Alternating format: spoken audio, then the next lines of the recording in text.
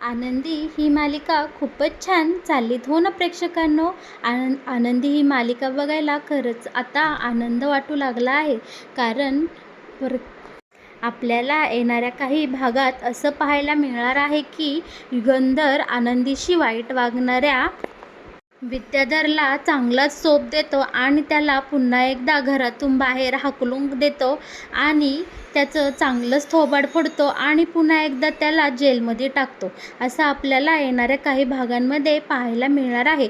आणि दुसरीकडे मात्र शिल्पाताई ही आपल्या आनंदीला खूपच सासूरवास करत असते आणि हे आता आपल्या युगंधर समोर येताना आपल्याला दिसणार आहे. आणि जेव्हा युगंधरला कळतं की आनंदी ही खूप छान मुलगी आहे आणि आपली शिल्पाताई तिचा खूपच छळ करते, हे जेव्हा आपल्या युगंधरच्या लक्षात येतं तेव्हा युगंधर आपल्या शिल्पाताईला चांगलंच सुनावतो आणि मग काय शिल्पाताईला चांगलंच सुनावतो आणि घराच्या बाहेरच काढतो. हे आता आपल्याला येणाऱ्या काही भागांमध्ये पाहायला मिळणार आहे.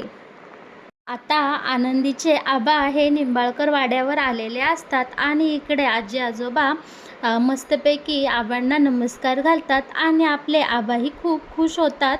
आणि इकडे मात्र शिल्पाताईचं तोंड नेहमीप्रमाणे आबांना पाहून वाकडंच झालेलं असतं. तिकडे शिल्पाताईला काही आबा वाड्यावर आलेलं अजिबात आवडलेलं नसतं. शिल्पाताई आबांकडे खूपच अशा घाणेरड्या तिरस्कार नजरेने पाहत असतात. आबांच्या हे लक्षात आलेलं असतं, पण आपल्या नातीसाठी आबा शिल्पाताईंच्या वागण्याकडे दुर्लक्ष करतात आणि पुढे तेही सगळ्यांना नमस्कार घालतात.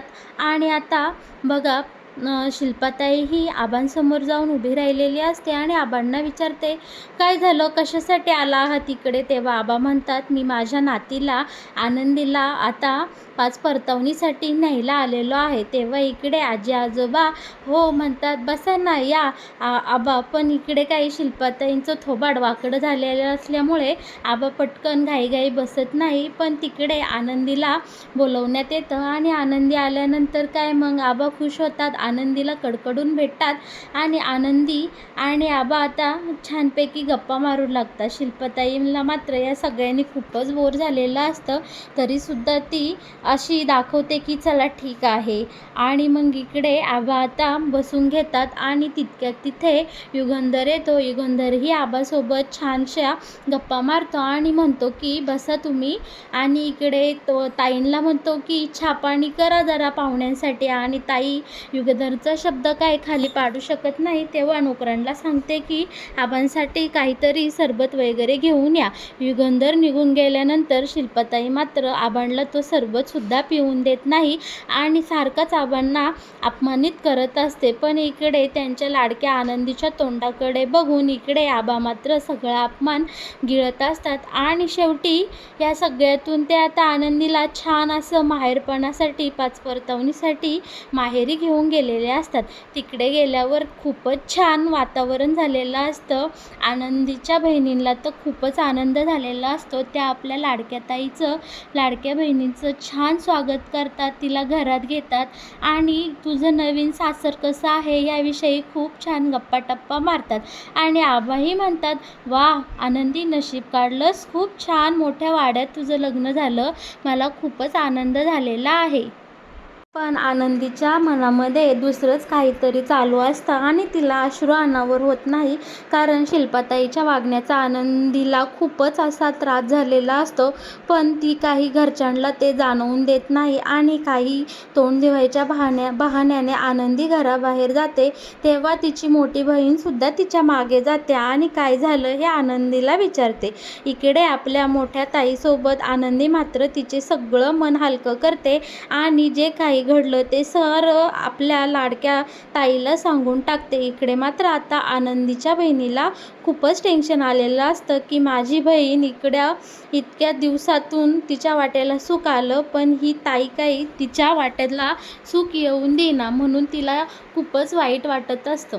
आणि मग काय आता इकडे छानपैकी आनंदीचं पाच परतावण्याचा कार्यक्रम पूर्ण होतो आणि युगंधरसुद्धा तिथे आलेला असतो. छान सगळेजण जेवण करतात गरिबाघरचा पाहुणचार घेऊन. आता युगंधर घरी निघणार तोच आता आबा म्हणतात की आनंदीला राहू द्या काही दिवस, पण इकडे युगंधर म्हणतो की नाही आबा, घरी खूपच माणसं आहेत आणि आता लग्न झाल्यावर एक मुलगी आपल्या सासरीच योग्य दिसते, योग्य ठिकाणी ती राहावी असं मला वाटतं. तुम्हाला जर आनंदीला काही दिवस ठेवून घ्यायचं असेल तर तुमची मर्जी, पण मला असं वाटतंय की आनंदीने आता आमच्या निंबाळकर वाड्यामध्ये यावं आणि तिथेच राहावं. मग काय, जावयाचा शब्द कोण खाली पडून देतं. इकडे आबा लगेच आनंदीला सांगतात की तू तुझं उरक आणि जावई बापूंसोबत आता वाड्यावर निघून जा. आता आनंदी तिच्या दोन्ही लाडक्या बहिणींना कडकडून मिठी मारते आणि त्यांचा निरोप घेऊन आनंदी आता मालक साहेबांसोबत वाड्यावर जायला निघते. इकडे मालक साहेब आणि आनंदी आता वाड्यावर जायला निघालेले असतात.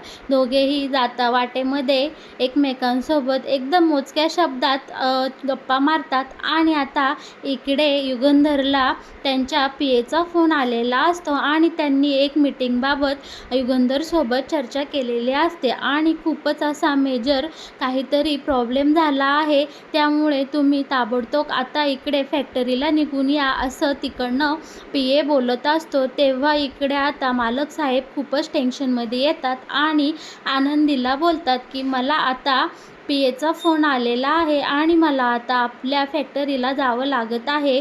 तू आता असं कर की तू ह्या ड्रायव्हरसोबत सरळ आपल्या निंबाळकर वाड्यावर घरी निघून जा आणि व्यवस्थित पोचल्यावर मला फोन करून सांग. आता काय आनंदी मालक साहेबांसमोर काय हो आणि नाही बोलणार. आनंदी मालक साहेबांच्या हाला हा मिळवते आणि आता आनंदी एकटीच वाड्यावर निघून जाते. सगळीकडे अंधार असतो. आनंदीला मात्र काही दिसत नसतं. हे आपल्या मालक साहेबांना अजूनही माहीत नाही, त्यामुळं ते आनंदीला सहजच बोलून जातात की तू आता सरळ वाड्यावर जा आणि पोचली का मला फोन कर. इकडे आनंदी वाड्यावर आल्यानंतर तिला काही दिसेनासं होतं. सगळीकडे अंधारच अंधार असतो.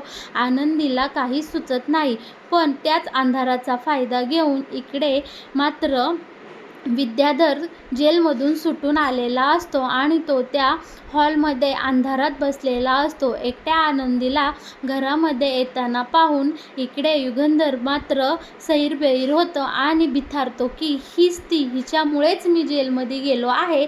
आणि इकडे युगंधर आता आनंदीसोबत गैरकृत्य करू लागतो. गैरकृत्य करता करता त्याला इतकंही भान राहत नाही की आनंदी ही आता आपल्या मोठ्या भावाची बायको आहे, ती आता आपली मोठी वहिनी आहे.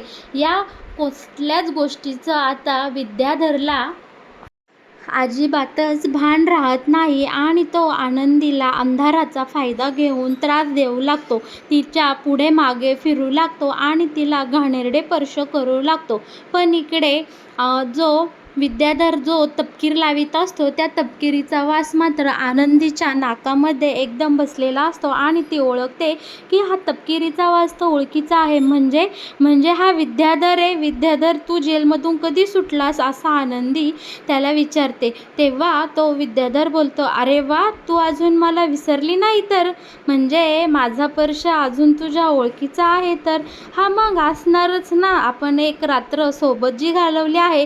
तेव्हा इकडे आनंदी मोठ्याने बोलू लागते की तू गप्प बस विद्याधर, नालायका, काही बोलतो. आपल्यामध्ये असं काहीच झालेलं नाहीये आणि मी तुला हे सांगितलेलं आहे. तू उगाच माझ्यावर काहीतरी घाणेरडे आरोप करू नको. संपूर्ण गावासमोर तर तू माझी लाज घालवली आहे आणि आता चार भिंतीमध्ये सुद्धा तू तेच करायचा प्रयत्न करतोस.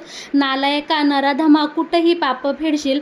असं आनंदी त्या विद्याधरला शिव्या शाप देते. पण विद्याधर मात्र इकडे आनंदीला काही ऐकत नसतो. त्याची ताकद आणि आनंदीची ताकद इकडे खूपच कमी जास्त होत असते. आणि मग काय, इकडे आता आनंदी त्या विद्याधरच्या पायावर जोराचा पाय मारते आणि त्याच्या तावडीतून सुटते आणि इकडे मोठमोठ्याने आरडाओरडा करू लागते, वाचवा वाचवा, कुणी आहे का, मला वाचवा, हा बघा काय करतोय, विद्याधर बघा, विद्याधरच्या तावडीतून मला वाचवा. आणि मग काय, हॉलमध्ये संपूर्ण निंबाळकर कुटुंब आता जमा झालेलं असतं. पण इकडे आनंदीच्या मदतीला मात्र कुणीही जात नाही आणि विद्याधर मात्र इकडे त्याचा नीचपणा करायचा अजिबातच थांबवत नाही. इकडे आता आनंदी सैराबैरा धावू लागते आणि ती धावत धावत चुकूनच आपल्या मालक साहेबांना जाऊन धडकते आणि हे संपूर्ण निंबाळकर कुटुंब उभं राहून तिथे पाहत असतं. इकडे धनश्रीसुद्धा बघते की तिचा नवरा विद्याधर आनंदीसोबत किती नीच कृत्य करत आहे, पण त्याला कुणीच काही बोलत नाही. आणि इकडे मालक साहेबांना धडकल्यानंतर आता मालक साहेब आनंदीला एकदमच त्यांच्या कुशीत लहान बाळासारखं घेतात आणि डोक्यावरून हात फिरवू लागतात. इकडे विद्याधर मात्र एका निर्धावलेल्या गुन्हेगारासारखाच आनंदीकडे बघत असतो. त्याला हेही भान राहत नाही की आता इथे आपला दादा आला आहे. आणि इकडे आता मालक साहेब त्या विद्याधरवर एकदम ओरडतात, विद्याधर, तुझी लायकी तू विसरलास का, तुला आत्ताच जेलमध्ये टाकलं होतं ना, ह्याला बाहेर कुणी काढलं, मला आधी सांगा की ह्याला बाहेर कुणी काढलं. तेव्हा इकडे आता धनश्री म्हणते, मीच काढलं माझ्या नवऱ्याला बाहेर. इकडे आता मालक साहेब खूपच तापलेले असतात. ते विद्याधरच्या सनसन कानाखाली देतात आणि त्याला चांगलाच चोप देऊन पुन्हा एकदा सरळ वाड्याच्या बाहेर हाकलून देतात आणि डायरेक्ट पोलिसांना फोन करून विद्याधरला पुन्हा एकदा गजाआड करतातच. इकडे आता विद्याधर पुन्हा एकदा जेलमध्ये गेल्यामुळे धनश्री इकडे खूपच रागाने आगीने अशी पेटून उठलेली असते. ती म्हणती, या आनंदीला आता मी सुखाने जगूनच देणार नाही. आणि इकडे शिल्पाताईसुद्धा म्हणते, ह्या नालायकमुळे या 2 भावांमध्ये फूट पडली आहे आणि या आनंदीला मी पण आता सुखाने जगून देणार नाही. या लिंबाळकर वाड्यामध्ये हिचा आता निभाव कसा लागतो तेच मी पाहते. इकडे आता दिवसेंदिवस शिल्पाताई ही आनंदीचा खूपच असं सासूरवास करत असते आणि तिचा खूपच छळ करत असते. पण इकडे आनंदी मात्र आपल्या आबांच्या खातर आपल्या आपल्या गरिबीची लाज राखण्यासाठी इकडे निंबाळकरांच्या वाड्यात खूपच असे कष्टाचे आणि हलाखीचे दिवस काढत असते. निंबाळकर वाड्याचे एवढे सारे वैभव असताना सुद्धा आनंदीला त्याचा एकही लाभ ही शिल्पाताई आणि धनश्री घेऊन देत नसतात. ती आपली एक मोलकरणीसारखंच आयुष्य या निंबाळकर वाड्यामध्ये घालवत असते. पण या सगळ्याचा मात्र आपल्या मालक साहेबांना कसलाच मागमूस पुरावासुद्धा लागत नाही किंवा त्यांच्या कधी लक्षात सुद्धा येत नाही. इकडे आता ताईसाहेबांचं रोज एक नवीन कारस्थान आनंदीच्या भोवती फेरफावत असतं आणि आनंदीसुद्धा त्या नवीन दिवसाला एका जिद्दीने आणि चिकाटीने सामोरे जात असते आणि ती आपलं आयुष्य एक सटसटीने ह्या निंबाळकरांच्या वाड्यामध्ये घालवत असते आणि आपल्या आबांना आणि तिच्या दोन्हीही बहिणींना आनंदी इकडे आता खूपच मिस करत असते. पण आपल्या आबांच्या तब्येतीखातर ती आता निंबाळकर वाड्यात एक दिवस असा कष्टाचा आणि दुःखाचा जगत असते. पण एक दिवस इकडे ताईसाहेबांचं कारस्थान उघडं पडताना आपल्याला पाहायला मिळणार आहे. इकडे आता शिल्पाताई आनंदीला त्रास देत असताना तिथे नेमका युगंधर येतो आणि मालक साहेब त्यांच्या डोळ्याने सगळं काहीही शिल्पाताईंची थेरं पाहत असतात. तेव्हा युगंधर बोलतो की, शिल्पाताई, हा काय प्रकार आहे, तू काय करत आहे, आनंदीसोबत तू असं का वागत आहेस. यावर शिल्पाताई बोलते की, युगंधर, हिच्यामुळे आपला विद्याधर जेलमध्ये गेला आहे आणि ह्या गरीब मुलेमुळेच आता आपल्या घरामध्ये घर पण राहिलेलं नाही. मला अशी गरीब माणसं अजिबात आवडत नाही. ही मुलगी अपशकुनी पायाची आहे. यावर आता युगंधर बोलतो, बाद झालं शिल्पाताई, इतकी कटुता, तेही तुझ्या मनात आनंदीविषयी. मला अजिबात वाटलं नव्हतं की तू आनंदीसोबत माघारी माझ्या पाठोपाठ असं घाणेरडं वागत असशील. आपल्या ह्या निंबाळकर वाड्यात काय चाललं आहे, तू घरातली मोठी आहेस ना, आणि तू असं वागणं मला अजिबात आवडलेलं नाही आहे. तुझ्याकडनं ही अपेक्षा अजिबात मला नव्हती. माझी बायको लहान आहे आणि ती गरिबा घरची आहे म्हणून तू तिचा असा छळ मांडला आहे, तू तिला असा सासुरवास करते, हे जर मला इथून मागच माहीत असतं तर. यावर विद्याताई म्हणती, तर काय केलं असतंच तर काय केलं असतंच. तेव्हा इकडे धनश्री बोलती, भाऊजी तुम्ही ह्या आनंदीसाठी आपल्या विद्याताईंसोबत असं बोलता आहे. यावर आता आनंदीसुद्धा शांत झालेली असते आणि मनोमन आनंदीला छान वाटत असतं की तिच्या नवऱ्याने आज तिची बाजू घेतली. पण आता इकडे मात्र मालक साहेबांचा खूपच भडका उडालेला असतो. तेव्हा इकडे विद्याताई म्हणती, का रे हिला बायको म्हणतोस, तू तुझ्या पहिल्या बायकोला विसरलास का. आणि इकडे धनश्री ही शिल्पाताईच्या प्रत्येक बोलण्याला दुजारा देत असते. पण आता इकडे आपले मालक साहेब खूपच चिडलेले असतात आणि रागाच्या भरात ते सरळ आपल्या मोठ्या ताईला म्हणजेच आपल्या शिल्पाताईला सरळ तिच्या हाताला धरतात आणि बघताय काय प्रेक्षकांनो, सरळच घराबाहेर हाकलून देतात आणि म्हणतात की तुझ्याकडनं ही अपेक्षा नव्हती. निंबाळकर घराण्याला तुझ्या वागण्याने ताई तू आज लाज आणली आहेस. मला तुझ्याकडनं ही अपेक्षा कधीच नव्हती. तुझ्यावर सुद्धा आपल्याच आईवडिलांचे संस्कार आहेत ना, आणि तू माझ्या बायकोसोबत अशी वागली आहे. तू निंबाळकर घराण्याला डायरेक्ट काळीमा फासलेला आहेस. मला तुझ्याकडनं ही अपेक्षा नव्हती. आणि हो, तुला आता माझ्या ह्या निंबाळकर वाड्यामध्ये राहायचा अजिबातच अधिकार नाहीये. तू इथनं चालती हो आणि तुझं हे थोबाड मला कधीही दाखवू नकोस. मग काय प्रेक्षकांनो, कसं वाटतंय तुम्हाला आनंदी या मालिकेत येणारा हा नवा ट्विस्ट. आणि हो, तुमचं यावर काय मत आहे आणि तुमच्या काय प्रतिक्रिया आहे हे आपल्या कमेंट बॉक्समध्ये मला सांगायला अजिबात विसरू नका बरं का.